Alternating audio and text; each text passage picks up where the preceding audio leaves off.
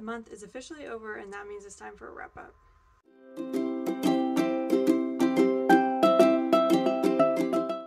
Hi, hello, and welcome back to my channel. My name is Alex, and today is the April 2024 wrap up. So everything that I read in April.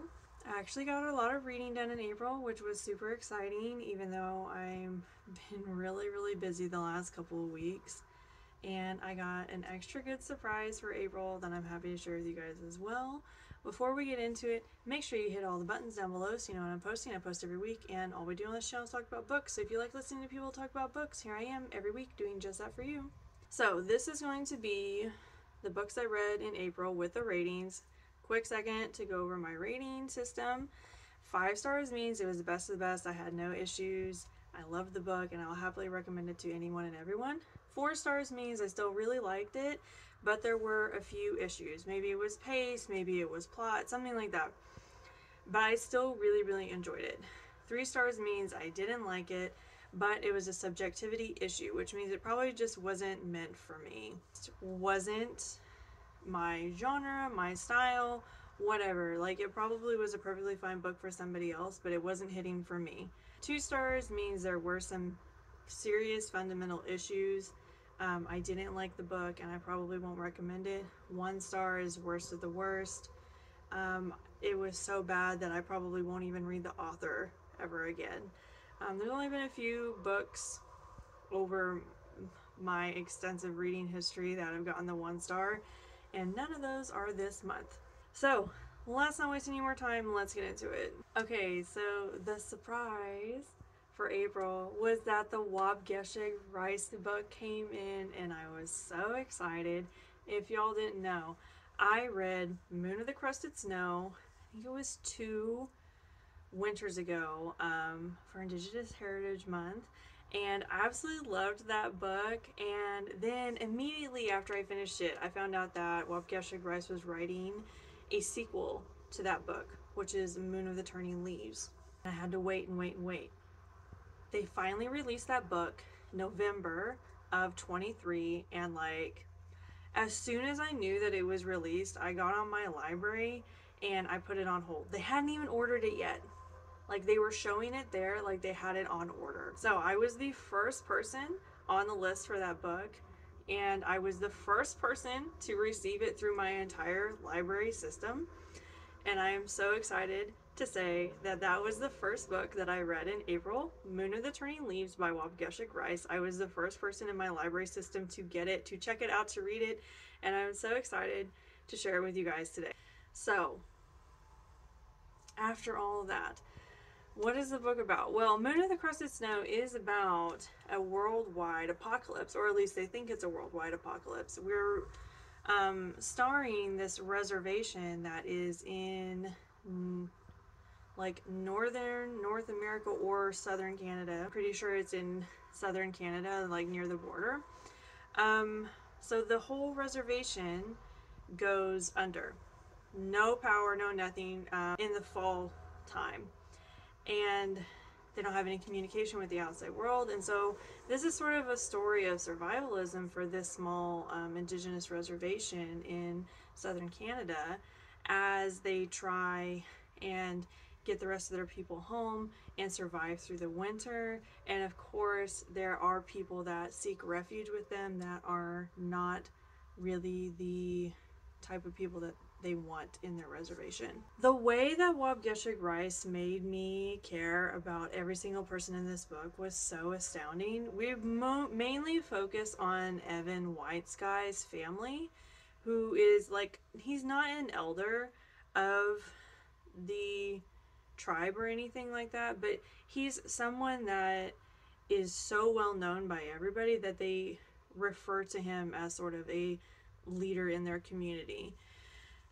He's basically everyone's friend, and he's just the guy that will always go the extra mile for everybody. So Evan Whitesky and his family kind of become the center of this story. At the end of Moon of the Crusted Snow, I really had no idea what was going to happen, because it did wrap up, but it did leave it on a cliff edge. So I didn't really know what was going to become of this family, this Indigenous group of people, what they were going to do moving forward. And when I found out that there was a second book, I was really excited. So Moon of the Turning Leaves picks up 12 years after Moon of the Crested Snow ends. So we've evolved. The group has moved off reservation land and like further into the forested, wooded area and have built themselves like a whole life there, a community. The book just opens so beautifully, and I was just so excited to be back. I really was. Waubgeshig Rice put me right back in with Evan Whitesky and his family, and how much they've grown and how beautiful their family has become and how rich their community has come by like returning to their old ways and returning to their homes in the forest. But as soon as all of this excitement sort of dies down at the beginning of the book, we're hit with the tribe can no longer stay there because they're starting to deplete their resources as their community is growing, as their community is still pretty small, because it's only been 12 years.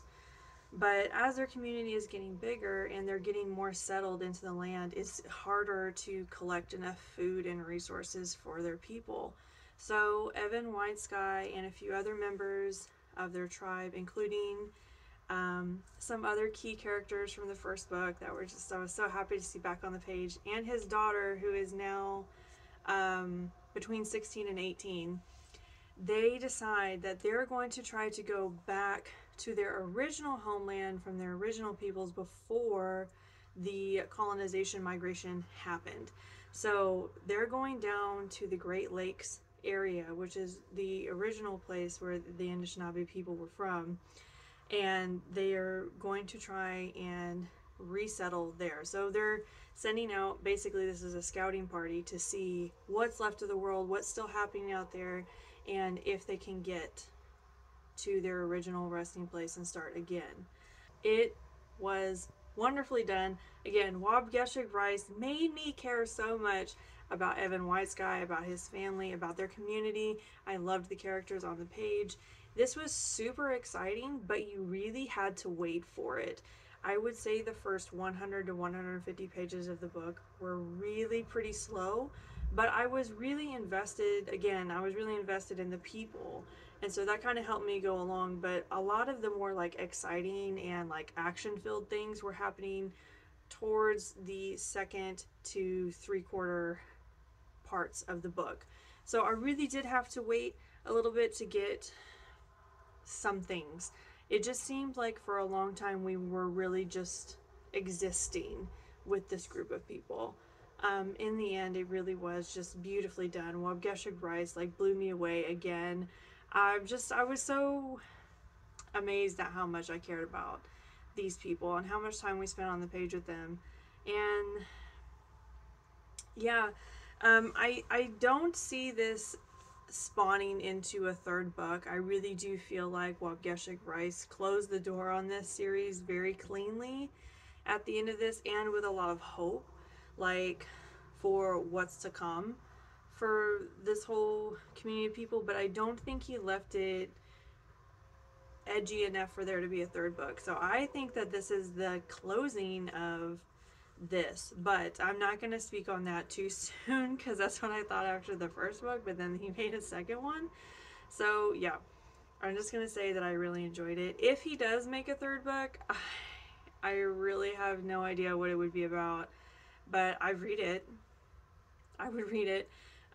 So I ended up giving this 4 stars. The reason it didn't get the 5 stars from me was because of the pace. Again, the first 100 to 150 pages were just very repetitive. Not repetitive, I felt like, but we weren't really getting anywhere. I wasn't really getting a lot of answers to a lot of the questions that I had at the end of book 1, sorry.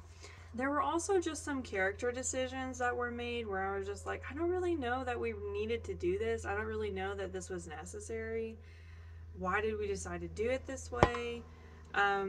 Things like that. And I do think there was a little bit of unresolved things.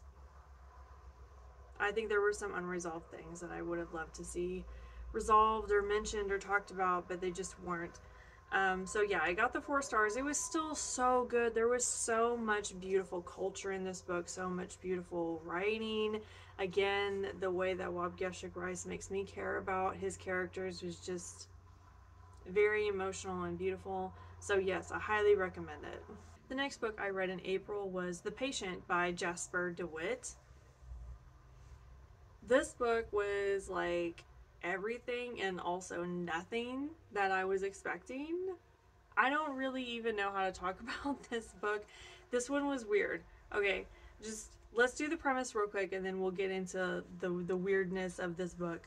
So, the whole premise of this book is that we have a psychologist that's like fresh out of school. He's very smart, very sharp, very sure of himself, and he ends up working at a very run down sort of like local state funded mental institution. And at the time that this was written, well, I mean, like, just in general, state funded places kind of have a trash reputation. You know, they don't have the best doctors, they don't have the best systems. The patients there are often not cared for in a specific way because they're not getting properly funded, one, and two, because a lot of the people that end up there are like abandoned by their families, or they're there because they don't have a lot of money. They're just not getting as good a care as maybe a private owned facility would be, you know? And so this guy, he's super cocky. He's the top of his class, whatever. He sees this job opportunity, like, he's looking down on it, you know, because he's better than a state funded institution. That's how he feels. But he also feels like, you know what, I care more because I'm a better doctor. I can help these people better than some of these other doctors that are here because these other doctors don't care and they're not as smart as me.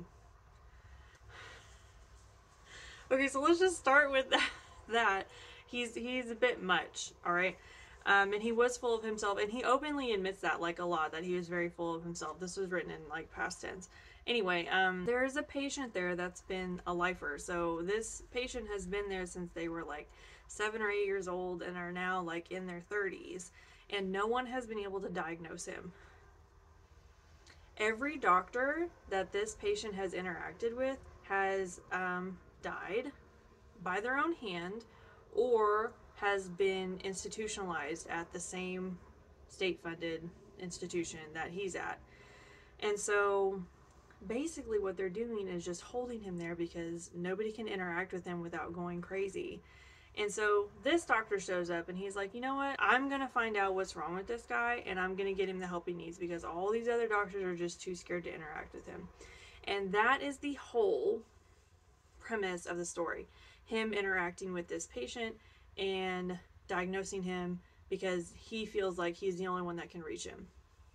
Okay, so on paper, that sounds pretty good, right? It sounds kind of like a psychological book, like about maybe like thriller-ish a little bit because a lot of people have died while interacting with this guy.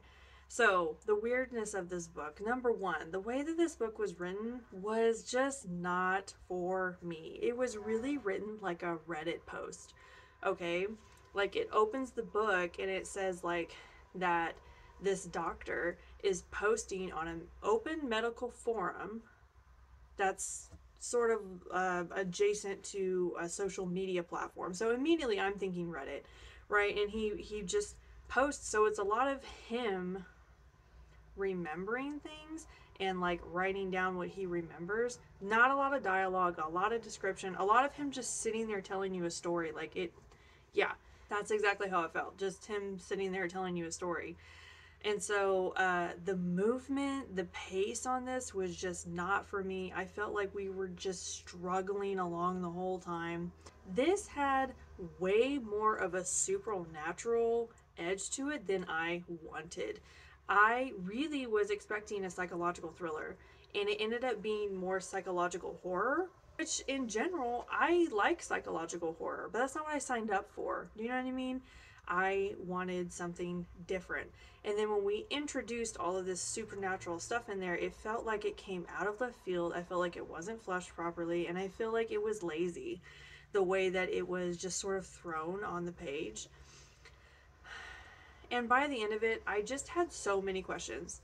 The ending was not complete, full circle, nothing. I felt like it was just an open ending.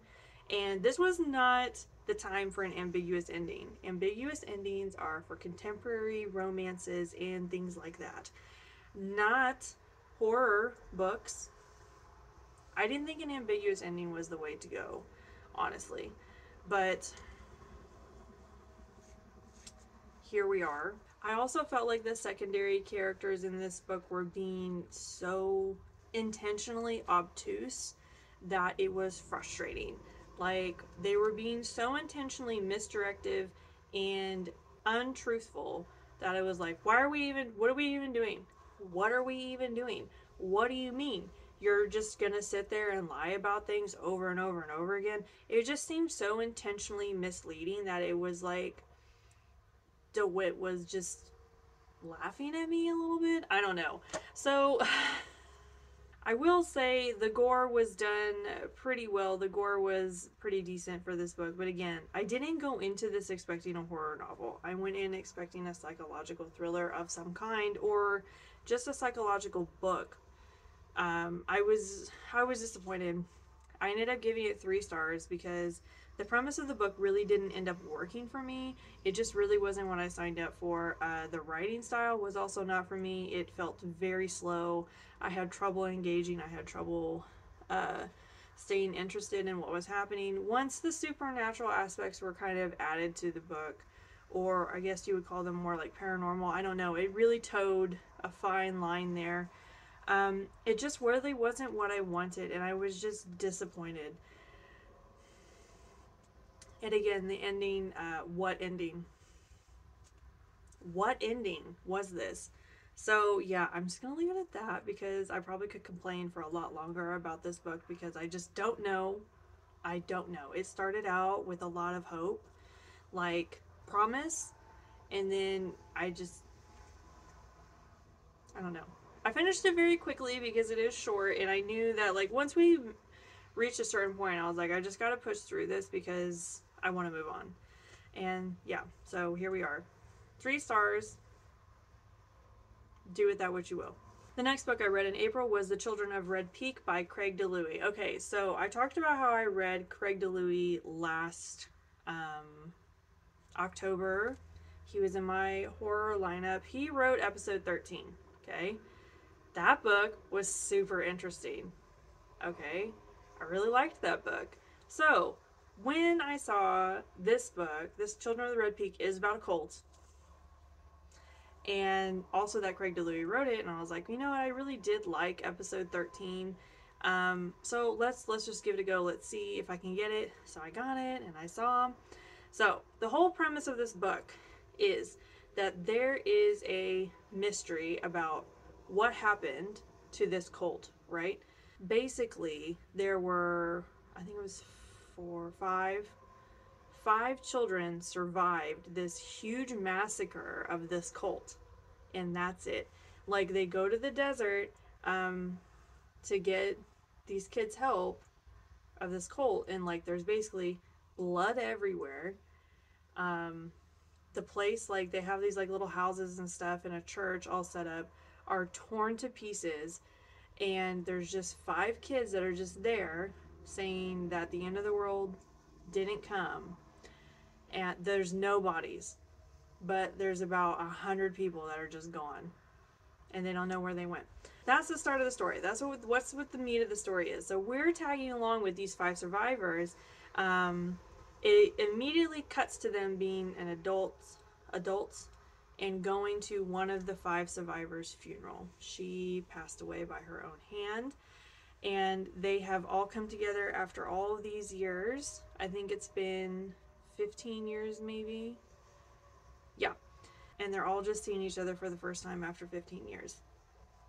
And as soon as they see each other, they're immediately like talking about their lives and about how they've handled things. And it's almost immediately a consensus between them that they want to go back to this place, Red Peak, which is where all of this happened. And they want to get into it, they want to rehash it, they want to get to the bottom of what really happened.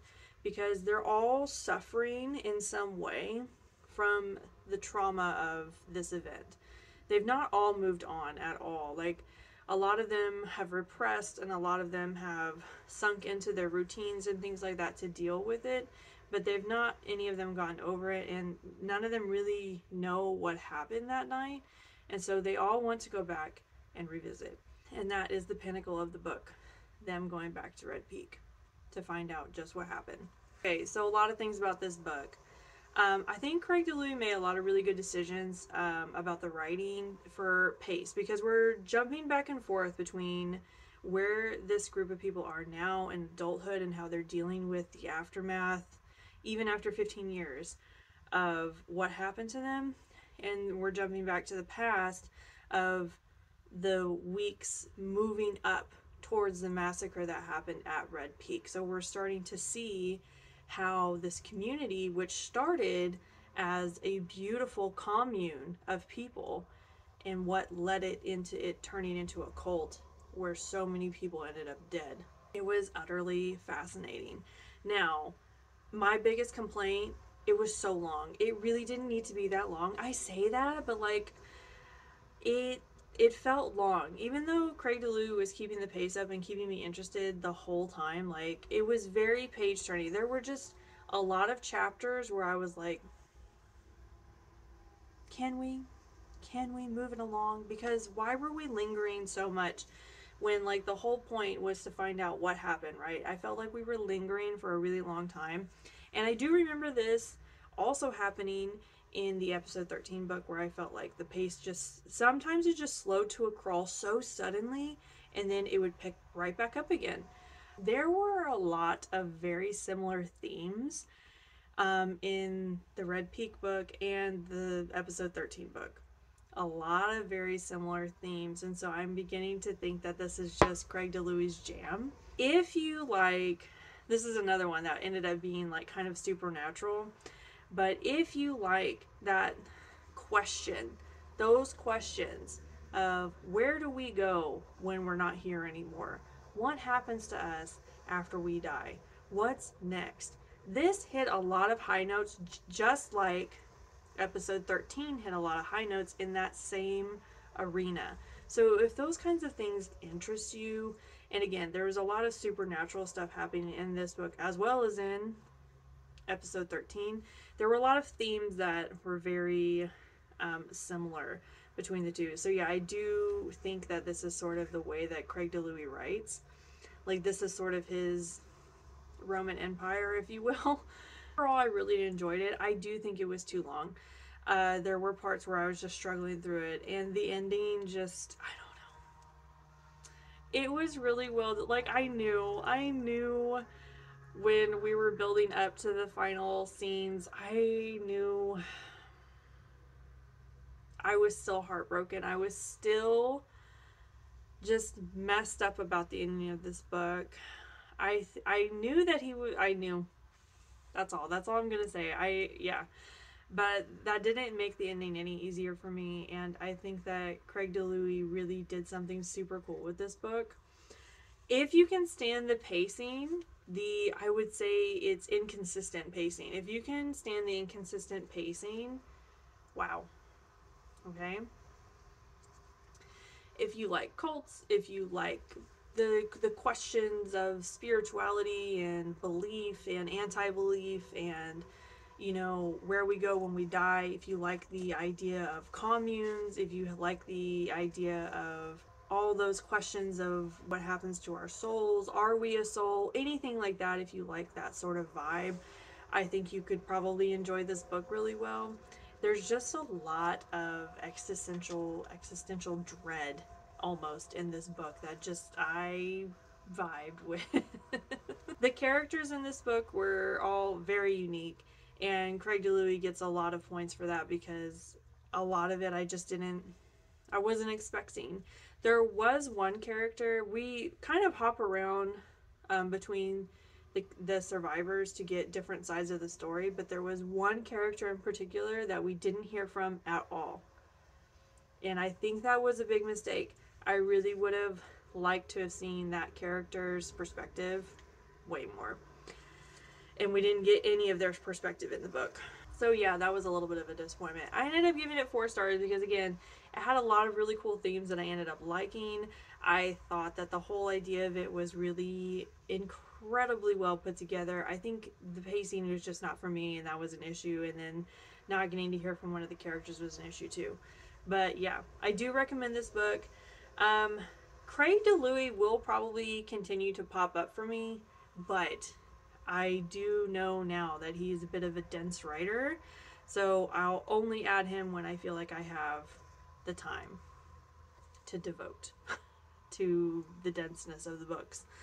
But yes, 4 stars. I really liked it. The last book I read in April was Only If You're Lucky by Stacy Willingham. This was chosen for my book club, and I was actually surprised by this book in more ways than one. So, let's get into the premise of it. So, we have a young woman that is about to start her 2nd year in college. So, sophomore year. Her name is Margot, and she basically spent all of her freshman year depressed. Okay? She had a lot of stuff happen to her senior year right before she was about to start college. And when she got to college, she didn't really know what to do with herself. And so she spent the year just trying to stay above water and trying to get over everything that happened to her in those last couple months of her senior year. As she's about to start her sophomore summer, she's going into her sophomore summer before school starts, she gets approached by one of the more, magnetic personalities that live on her floor, Lucy, and is asked if she wants to move into a house with her and 2 other girls that live on their floor. And on a whim, because Margot, again, is trying to reinvent herself, she's trying to move on desperately from everything that happened to her still. And so she takes this as a way to, I can completely be a new person. These people don't know about me or anything that happened to me, and I can be a new person. And so she says yes. And she moves into this house that is attached to a frat house with 3 other women, young women, that were on the same hall as her freshman year. As we get into it, someone from Margot's past, an important person from Margot's past, ends up pledging to the frat that they're attached to. And all of a sudden, everything that happened to her senior year is threatening to come out. Everything that has set her on this path is about to come out because of the person that is pledging at the frat house. So this is one part of the story. This is sort of before, in the past. And in the present, now, that boy that is pledging that frat party is dead, and Lucy is missing.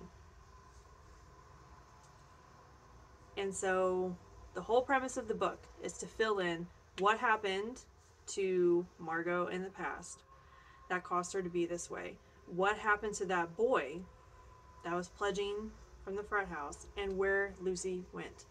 The magnetic personality that kind of kept the group together. This was wild. I'm not even going to mess around. This was a wild book. I literally had no idea where it was going every time. Stacy Willingham did a really good job of backloading the chapters so that the second you ended a chapter, you wanted to turn the page. You could not stop reading this book. Every chapter ending felt like a cliffhanger. So I was ready to keep going. I did this on audiobook, and I definitely think that helped because it really kept the pace up for me, and the cast on this book was fairly large, and the audio narrator did a really good job helping me distinguish who was who. If I had read this, I probably would have struggled a little bit more. The twists on this book. Oh my gosh. I didn't see half of it coming, really. And I talked about this before about how with thrillers you can kind of sit back and relax and just have a good time until everything isn't fun anymore, and then you kind of get smacked in the face with everything that happened. I was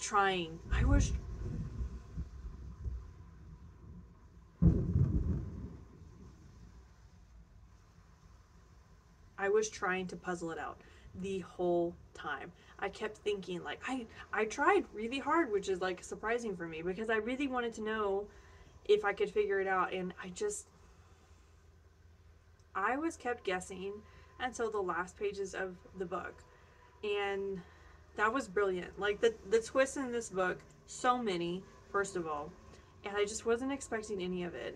Now, I ended up giving it 4 stars, and here's why.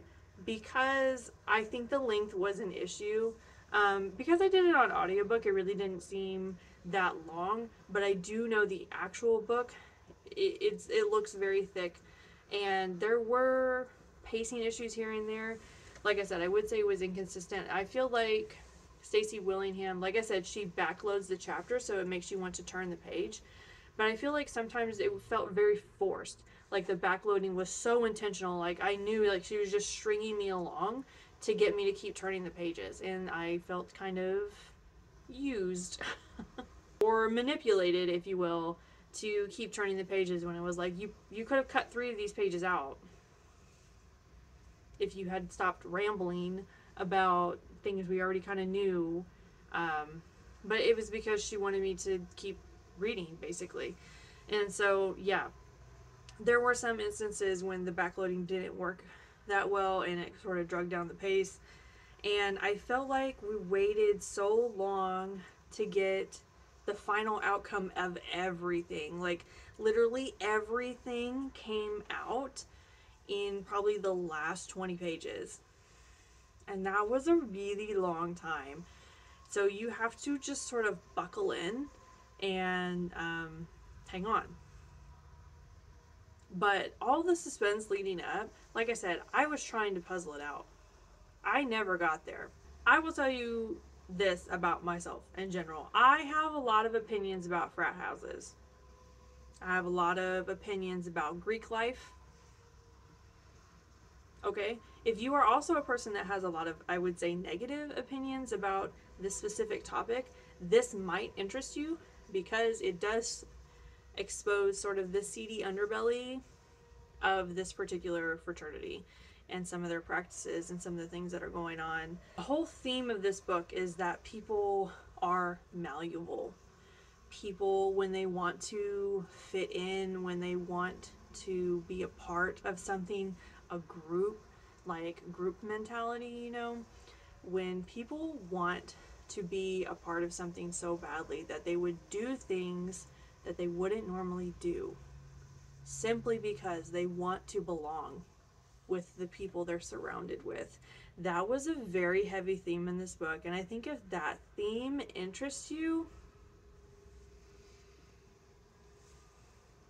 because this was happening on so many levels with so many people, and the uncanniness of it to me was just so well done. Like I said, couldn't figure it out up until the final pages was a surprise. Did I like the ending? Ooh, I don't know. I don't know how I feel about it. I honestly don't. I mean, the twists, excellent. The way that all of that lined up, the way that it all fit so well together, that worked really, really well for me. But the ending of the book, I don't know. I don't know how I feel about it. I feel very conflicted. This will be a really interesting book for discussion for the book club, so I'm excited about that. Like, I think that we'll get a lot of good discussion out of this book. Yeah, I ended up giving it 4 stars because, again, I think the pacing on and off was okay. I think the length was an issue, and the cast was super big. Because I did it on audio, I didn't notice it as much, but like when I was thinking back to it, like the cast would have really thrown me off if I was reading it. And also the lack of detail about other of the side characters in this book was kind of astounding. Like, we were really just focusing on the main character Margot and Lucy and the boy Levi that was in the fraternity. But even then, I didn't even get a ton of information about Levi. I didn't get a ton of information about the other 2 roommates that were imperative to this story. The only people we really talked about were Margot and very lightly Lucy. So yeah, for how big of a cast it was, I don't think the side characters were fleshed properly. And for their importance, they were very important to the story, and so it was even more disappointing that they weren't properly written. Yeah, 4 stars. This is definitely going on some of the best twist thrillers list that I have, because wow. Okay, that's all I have for you guys today. I talked forever. I'm sorry. I talked a really long time. But yeah, let's wrap it up. I'm excited about what's coming up in the next couple months. I'm already started on my May reads, and I'm already having a great time with that. If you read any of the books that I read this month, or you have any recommendations for me, let me know in the comments. I love hearing from you guys. Make sure you hit all the buttons down below so you know when I'm posting. I post every week. And yeah, that's all I have for you guys this time. I hope you'll continue to tune in weekly for uploads, and I will see you all next time. Bye!